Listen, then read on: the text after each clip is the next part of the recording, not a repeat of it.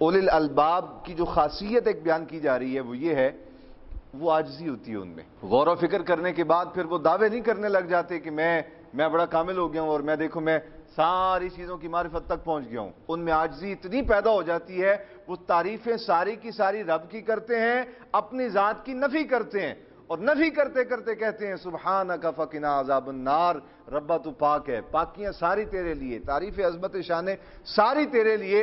ہماری صرف ایک گزارش ہے، وہ جو جہنم بنا رکھی ہے نا، مولا ہمیں اس سے بچا کے رکھیں۔ لہذا اس سے ولی کامل کی شان آپ کو پتہ چلی، صالح آدمی کی، متقی آدمی کی تعریف آپ کو پتہ چل گئی کہ نیک بندہ وہ ہوگا جو اپنی ذات کی نفی کرتا ہوگا، عاجزی کرتا ہوگا، انکساری کرتا ہوگا، اور رب کا کثرت کے ساتھ ذکر کرنے والا ہوگا، رب کی پاکیاں بیان کرنے والا، رب کی شانیں بیان کرنے والا۔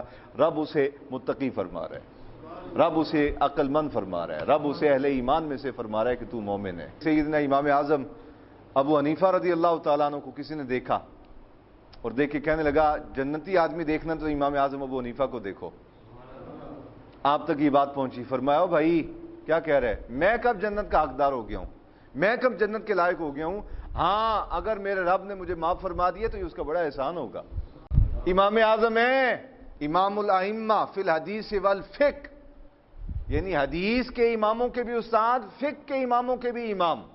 دنیا جس کے علمی دسترخوان سے ٹکڑے کھا کے جو ہے وہ اعلیٰ منصبوں تک پہنچتی ہے، وہ امام اعظم ساری رات 40 سال تک رات عشاء کے وضو سے فجر کی نماز پڑھنے والا بابا۔ کسی نے کہا کہ یہ جنتی ہیں، میں کب جنت کے لائق ہو گیا بھائی، میں کب جنت کے قابل ہوں؟ آج دیکھیں ہمارے ہاں کو بندہ 2 دن نماز مستقل پڑھ لے، وہ تیسرے دن جینے نہیں دیتا کسی کو۔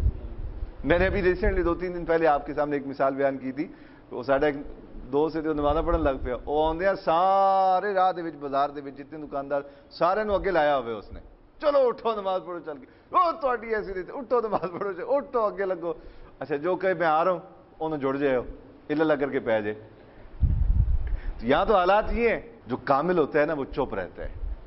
اور میرے حضرت ایک بات فرمایا کرتے تھے، فرمایا کرتے سن اور چپ رہا کرو، انہاں نہ رولا پایا کرو، اس واسطے کہ جڑا پانڈا بھریا ہوندا ہے وہ کھڑکدا نہیں جی، جڑا خالی ہوندا وہ بہت کھڑکدا جی، چپ رہا کرو۔ بلکہ آپ دی یہ عادت مبارکہ سی کہ آپ خاموش بیٹھتے سن زیادہ وقت، خاموش، اور کسی نے آ کے سوال کرنا تھے پھر کچھ لمحے توقف کر کے پھر آپ نے کلام فرمانا، لیکن اس کلام دے وچ کمال اتنا ہوندا سی کہ ایک لفظ بھی حقیقت ہو کے پیچھے کوئی نہیں، ایک لفظ بھی۔ اسی طرح حضور بابا جی رحمۃ اللہ علیہ آپ کی بھی طبیعت مبارکہ ہے سی، پڑھنڈے نے بیٹھ کے سبحانک فقنا عذاب النار، یا اللہ تعریفاں ساریاں تیرے واسطے نے، تسبیح چل رہی ہے، اللہ کا ذکر چل رہا ہے، الذین یذکرون اللہ قیاما وقعودا وعلی جنوبہم۔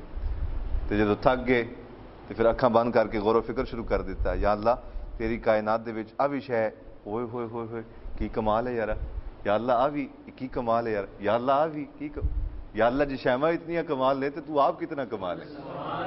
پھر غور و فکر، صوفیاء کرام علیہم الرضوان کی تعلیمات کا نچوڑ، ایک چپ 100 سکھ، خاموش رہ، چپ کر دڑ بٹ جا۔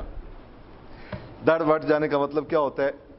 منہ بند رکھو تے چہرے ہوتے بس اینج کر کے اپنے معاملات دے وچ مگن رہو، جتنا زیادہ پھڑکو گے اتنا زیادہ گرفت آئے گی۔